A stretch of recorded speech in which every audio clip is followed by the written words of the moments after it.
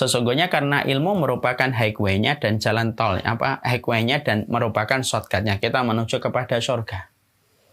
Makanya mari kita perhatikan apa yang disampaikan oleh Ibnu Umar. Ibnu Umar itu berkata, majlisu fikhin khairu min ibadati sittina sanatan. Kamu mempelajari satu rumpun ilmu dalam urusan akhiratmu dari perkataan Allah dan Rasul-Nya yang asalnya kamu tidak tahu, sampai akhirnya kamu menjadi tahu, yang asalnya kamu tidak mengerti, sampai kamu mengerti, maka keutamaan ilmu yang kamu pelajari dengan susah payah dari tidak tahu sampai menjadi tahu, maka itu lebih utama daripada ibadah sunnah yang dikerjakan selama 60 tahun tanpa henti. Masya Allah ya. Jadi ternyata bahwasanya di sini kita mendapati majelis ilmu itu bukan majelis ilmu biasa. Taklim yang kita selenggarakan nih sore ini dari berbagai macam negara. Mungkin di mata manusia tampaknya biasa. Tampaknya sederhana dan tidak ada yang mempesona. Tidak sebagaimana tampilan ketika ada konser. Sampai membayar jutaan kita rela membayar. Mungkin tidak semewah itu. Tapi sesungguhnya ketika kita kemudian tidak semewah konser-konser yang diadakan ketika melihat satu tontonan tentang musik. Walaupun tidak semewah itu, tetapi majelis ilmu itu merupakan sesuatu yang besar di sisi Allah. Dan itu merupakan jalan pintasnya seorang manusia menuju kepada surganya Allah. Makanya sampai Allah itu memberikan garansi siapapun yang duduk pada majelis ilmu, maka Allah akan memberikan ketenangan. Allah akan menjadikan para malaikat mengepakkan sayapnya kepada mereka yang sedang mencari ilmu. Dan Allah jadikan binatang-binatang yang ada di dataran, baik di permukaan bumi ataupun di lubang-lubangnya, dan binatang yang ada di dasar lautan, mereka semuanya memintakan ampunan kepada mereka yang mencari ilmu. Karena ini kemuliaan. Karena Allah ingin diibadahi dengan ilmu. Allah tidak ingin diibadahi dengan kebodohan. Allah tidak ingin diibadahi dengan prasangka. Makanya ketika Allah ingin diibadahi dengan ilmu, Allah muliakan ilmu. Dan Allah jadikan siapapun yang menuntut kemuliaan itu, maka dia akan mendapatkan kemuliaan. Akan dijadikan perbuatan dia ketika mencari ilmu merupakan satu pahala yang besar yang tidak mampu. Yang kemudian menjadi salah satu shortcut yang manusia menuju kepada surga. Kita bayangkan Ibu. Sampai perkataan dari Ibnu Umar bahwasanya majelis ilmu lebih baik daripada ibadah sunnah selama 60 tahun. Kita bisa bayangkan kalau kita beribadah sunnah selama 60 tahun itu beratnya kayak apa, sulitnya kayak apa, rasa bosannya juga mungkin hadir setiap waktu ketika beribadah terus melakukan itu. Tapi ternyata keutamaan kita duduk di majelis ilmu, kita pelajari tentang satu hal yang dulunya tidak kita tahu, sampai akhirnya kita tahu, beramal dengan apa yang kita tahu. Sampai akhirnya tersambung referensi kita, Masya Allah. Maka itu lebih utama daripada ibadah sunnah selama 60 tahun. Makanya sampai Imam Syafi'i itu berkata, apa yang dikatakan Imam Syafi'i? Thalabul ilmi afdalu min sholatin nafilah. Sampai Imam Syafi'i itu berkata, kamu mencari ilmu itu lebih utama daripada kamu sholat sunnah. Jadi kalau kemudian kita mengkaji ilmu di sini, sampai kemudian nanti jam 5, lalu ada teman kita, ada sahabat kita, ada keluarga kita. Dia tidak mau datang ke kajian ilmu. Dia kemudian maunya sholat sunnah 2 rakaat. Sampai jam 5 nanti, dia kemudian selesai. Seiring kita selesai dengan kajian kita, keutamaan yang mencari ilmu lebih besar daripada mereka yang sibuk dengan sholat sunnah 2 rakaat, sholat sunnah 2 rakaat. Kenapa? Kedudukannya besar di sisi Allah. Orang yang mencari ilmu. Karena Allah merupakan zat yang ingin diibadahi dengan ilmu. Ya. Makanya kalau ada orang sedang menata kehidupannya menuju ke akhirat, lalu dia tidak mampu untuk duduk di majelis ilmu, tidak mampu untuk memperbaiki bagaimana kualitasnya untuk berbanding lurus dengan referensi yang harus dia kaji dan dia pelajari. Sulit membayangkan seseorang itu akan mendapatkan kebaikan akhirat ketika dia tidak mempelajari ilmunya. Karena surga itu identik dengan ilmu sebagaimana ikan identik dengan airnya. Dan ini kata-kata yang sudah sering saya ulang-ulang. Maaf ya ibu-ibu, saya ambilkan analogi yang sederhana. Kalau kita pengen bekerja di perusahaan-perusahaan yang profitnya besar ataupun yang bonafit, maka mungkin sebut aja perusahaan minyak dan IT. Kalau kita pengen kerja di perusahaan minyak dan IT, tentunya kita sepakat prosesnya. Belajarnya 16 tahun minim. 6 tahun SD, 3 tahun SMP, 3 tahun SMA, plus kuliah 4 tahun. Total jenderalnya 16 tahun. Itu pun hari ini masih terasa kurang, karena banyak perusahaan yang meminta para pelamarnya itu S2. Berarti kalau S2 ditambah lagi 2 tahun, minimnya 18 tahun. Kalau hanya kerja di sebuah perusahaan minyak ataupun perusahaan kantor IT, ternyata kita harus memiliki standar minim untuk kerja di tempat itu. Sekolahnya 16 tahun supaya bisa kerja. Duduk di belakang meja, lalu kemudian kita mendapatkan gaji dari 1 sampai 100 juta. Sekolahnya 16 tahun, bahkan 18 tahun, hanya kerja di tempat itu. Maka apalagi surga? Apakah kita menganggap bahwasanya kualitas surga lebih buruk daripada kantor pekerjaan suami kita? Sampai kita tidak menghadirkan ilmu pada kehidupan kita ketika mendapatkan surga, ketika ingin mendapatkan surga? Berarti kita lagi berada pada fata morgana pikiran kita. Makanya kemudian di sinilah kita paham, inilah ilmu. Makanya tadi saya menyampaikan ilmu itu saya tidak setuju kalau dikatakan siraman rohani. Kenapa tidak setuju, Ustaz? Siraman rohani itu seakan-akan maknanya itu apa? Seakan-akan maknanya itu ya kita datangi ketika kita lagi gelisah. Kalau nggak gelisah ya nggak usah kita belajar. Padahal belajar itu bukan masalah gelisah dan tidak gelisah. Kita belajar tentang referensi dalam kehidupan agama kita. Karena kehidupan akhirat itu tidak akan bisa ditempuh perjalanannya kecuali dengan kita mengkaji ilmu. Sebagaimana yang diajarkan Allah dan Rasulnya. Karena Allah itu zat yang pengen diibadahi dengan ilmu. Allah itu pengen diibadahi dengan setiap apa yang Allah ajarkan, tidak sebagaimana prasangka kita dan tidak sebagaimana menurut kita. Nah inilah yang menjadikan akhirnya kita paham, inilah yang menjadikan kita akhirnya ngerti. Inilah ilmu. Makanya kalau ada orang ingin mendapatkan surga lalu dia bermalas-malasan, melambatkan dirinya, memberatkan jiwanya untuk tidak pernah hadir di majelis ilmu, sulit membayangkan orang yang tidak pernah hadir di majelis ilmu lalu membayangkan berada di taman surga. Itu sulit. Kenapa? Karena sesungguhnya Rasulullah itu mensifati majelis ilmu dengan kata apa? Rasulullah mensifati majelis ilmu dengan sebuah sebutan, Riyadul Jannah.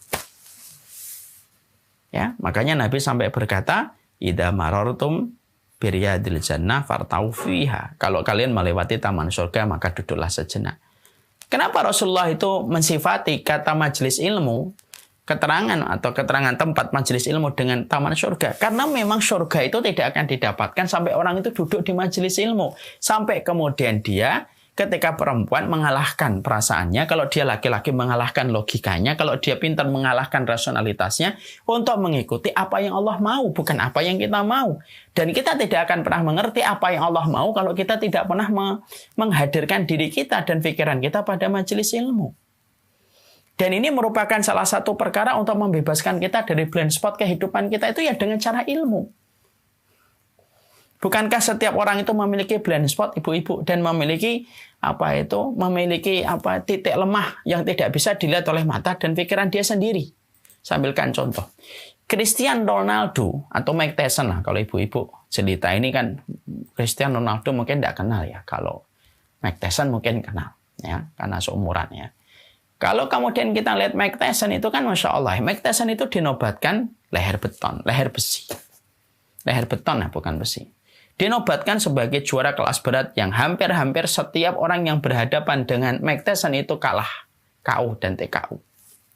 Tapi yang menarik adalah seorang Mike Tyson itu ternyata masih membutuhkan pelatih yang membuat dia itu gemilang di dalam karirnya, yaitu pelatih yang bernama De Amato. Saya dulu penasaran De Amato ini kayak apa. Orangnya ternyata tua, renta. Ya, anduk itu ada di pundaknya. Tapi orang ini paling berjasa yang menghantarkan Mike Tyson menjadi juara kelas berat. Juara dunia.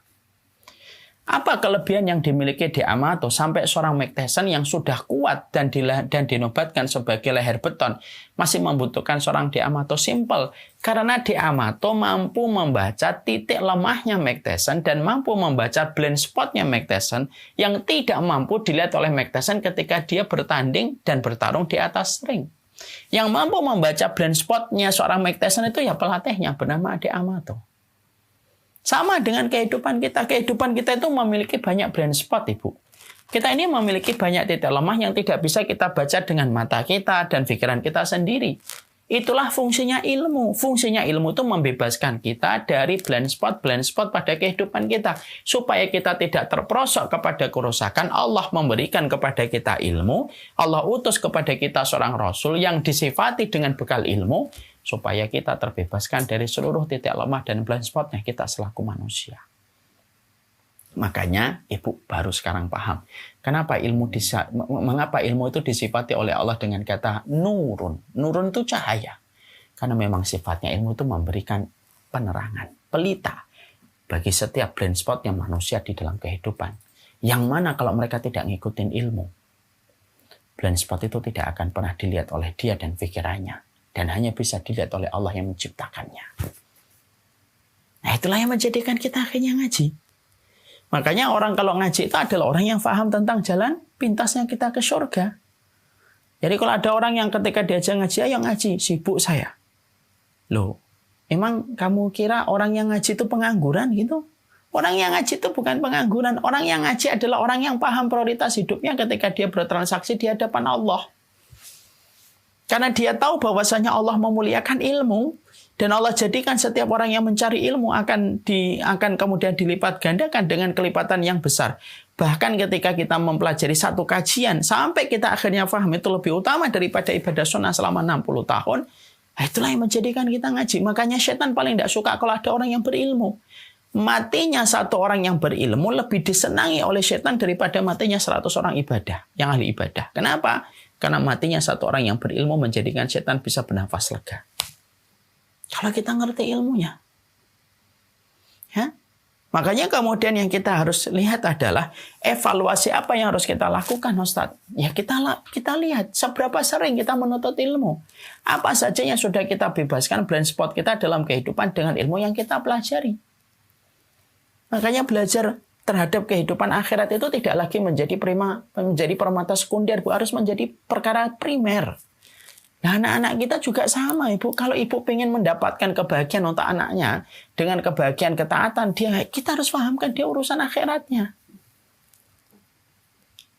Kan anak-anak kita tuh sekarang ya belajar ilmu dunia seakan-akan mereka hidup di dunia itu selama-lamanya. Karena terlalu banyak mata pelajaran tentang ilmu dunia yang mereka pelajari. Tapi kalau mereka mempelajari ilmu akhirat itu, seakan-akan mereka itu hidup di akhiratnya sebentar. Ketika mereka memberikan porsi cuma 1 jam dalam 1 pekan. Padahal kita akhirnya ini ilmu loh. Kalau kamu pengen masuk ke kantor IT, kamu pengen masuk ke kantor mehnya, mungkin Pertamina, BP, kemudian yang lainnya gitu. Ternyata kamu harus sekolah 16 tahun hanya untuk mendapatkan kerjaan di belakang meja. Lalu gajinya digit antara 1 sampai 100 juta. Loh, apalagi ketika kita berhadapan dengan akhirat dan kehidupan surganya Allah. Apakah kita mengira surganya Allah itu lebih rendah kualitasnya daripada tempat pekerjaan kita di IT dan minyak sampai tidak membutuhkan ilmu? Itulah yang tadi saya katakan. Berarti kita berada pada fata morgana pikiran kita dan tertipu dengan pandangan kita sendiri. Ya. Makanya menuntut ilmu itu penting, Ibu. Ibu, Bapak tahu kan? Ibu-ibu mesti mengetahui. Di salah satu universitas besar, biasanya ada namanya Fakultas Teknik Mesin. Yang menarik adalah mempelajari mesin saja. Mahasiswa yang belajar itu harus 4 tahun, Bu. Terstruktur, terorganisir, terevaluasi setiap semesternya. Harus memberikan paper, harus memberikan tugas, semuanya yang dinilai setiap SKS-nya. Setiap mata kuliahnya hanya untuk mempelajari mesin mati. Dan kita maklum, anaknya sekolah di mana, Bu? Universitas ini. Fakultas apa? Teknik mesin. Berapa tahun? 4 tahun. Lo belajar teknik mesin yang sifatnya mati saja 4 tahun. Lalu kita menganggap bahwasanya urusan akhirat yang Allah tidak pernah bermain-main dengan akhirat, yaitu surga dan neraka. Kemudian kita tidak mempelajari gitu. Berarti kita tidak sadar bahwasanya mungkin kita telah sekolah dalam pandangan kita.